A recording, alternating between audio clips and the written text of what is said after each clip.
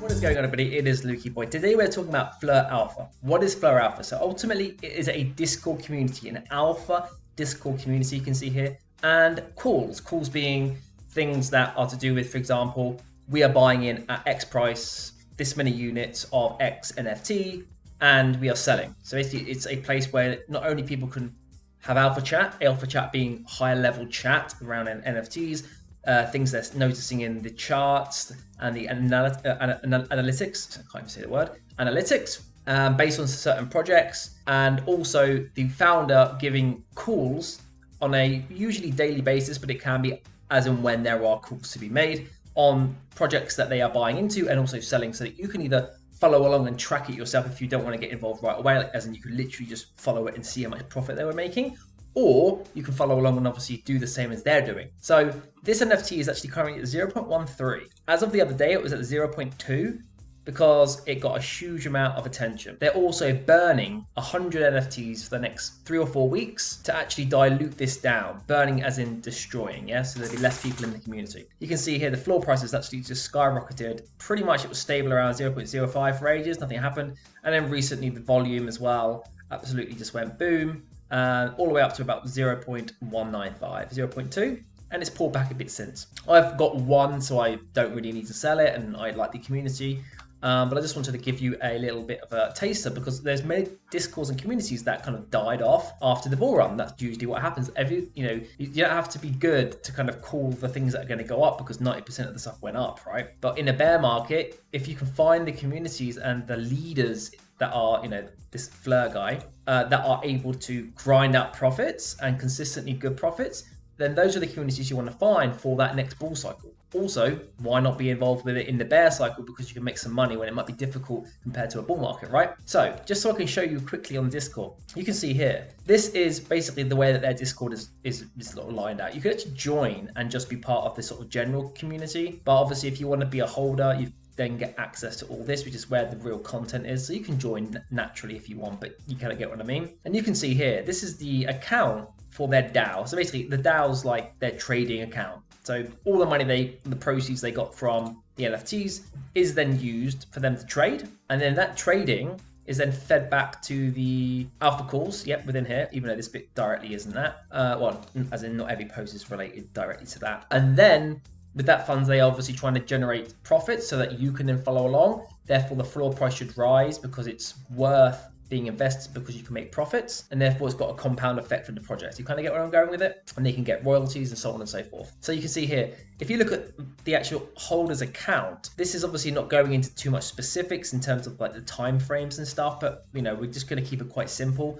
But their unrealized P&L is 40 ETH, and their realized P&L is 21. So realized would be when they've sold and actually received the proceeds. Unrealized will be, for example, an NFT that's gone up in price but you have not sold. So as of right now, you could lock that in and get realized gains, but right now they have not, because obviously you're not going to sell everything just because you see this. Right, so that is just a little indicator to show, since if you wanted to use it in sort of simple terms, when was this created? April 2022. Was it that? Oh, I thought it was before that. Hang on. Why does it say November? That's weird. November. Oh, we're in November now. Wow. Do you know what? For some reason, my brain was like, oh, it's like February or March. Yeah, clearly not. Yeah, so it was created in April. So we've got like 6-ish months, whatever that is, since this project was created. So even if you just say that this is completely related to that, that is not bad, right? Even in this current economic climate, in terms of the Ethereum price, 21,000. Looking at the ETH price, let's go back to this. Go and have a look at the ETH price. 21 ETH times 1,480. That's 30 grand. And if you were looking at the unrealized gains that you saw there, it would be about 60 grand in 6 months, even though most of that period has been a bear market. And obviously ETH was a lot, higher in price back in the day, right? So, we're just taking that from right now, which is, and I'm not going to show you the more recent stuff, but just to go through some of the historic stuff, you can see here, you can kind of get a feel for what they're saying. So this is obviously, a couple of weeks back now, or a week and a half ago. KPR is still good volume and sweepers, so volume and sweepers, but very heavily bought, right? That's usually normal. KPR breaking out, currently around 0.66. Here is what I expect. Price dips around 10%, and then during the remaining 2,500 to be minted. So a quick dip back to 0.6, and then we'll sweep quickly. then onwards towards this. So, what you could do in theory is you could track this, because if you're not confident getting in and trusting this person right off the bat, you can track it yourself, write it down, follow along with all the entries and exits, and see what the paper trading results would be, right? Or you can obviously get stuck in on maybe some of the collections that are a lot less expensive than that, for example, because there are many that aren't obviously necessarily the crazy expensive stuff. There's a good mix in here. So just because this person's got multiple ETH in their wallet, they're not just trading the more expensive NFTs. They're actually doing a sort of wide range or wide berth. And the holders chat, just so you can see how kind of crazy this place is in terms of content. This is today. This is today. It is non-stop in here.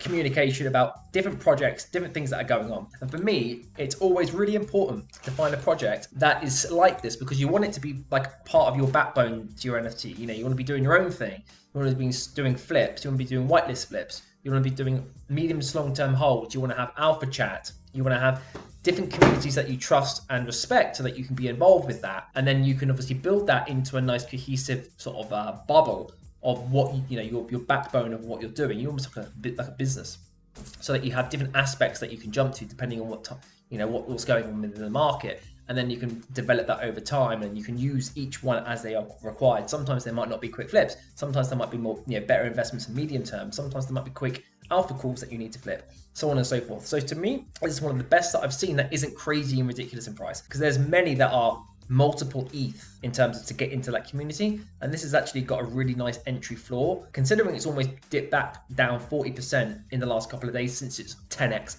up. It's popped about 10x in the last couple of weeks, maybe from about a month ago. Well, probably less than that, probably since like beginning of November, but you can kind of see here it was even cheaper back here. And that for me is something that is low risk in terms of getting in, as long as you get in at the right price. Don't buy it at the pump. Don't buy it at the pump top. Always wait for the pullback. Even somewhere around 0.1 would be a good entry. Again, you don't necessarily know if you can get in at that price, but I'm just trying to be conservative, because this is what I would do. Get in, and maybe even get a couple if you can, because as long as you can see that the community is performing, then there's no reason why in the future that can't grow and get better, and then you can flip some on the side as well. So I'm gonna leave the video there. Hopefully you enjoyed it, and I'll see you next time. Bye bye.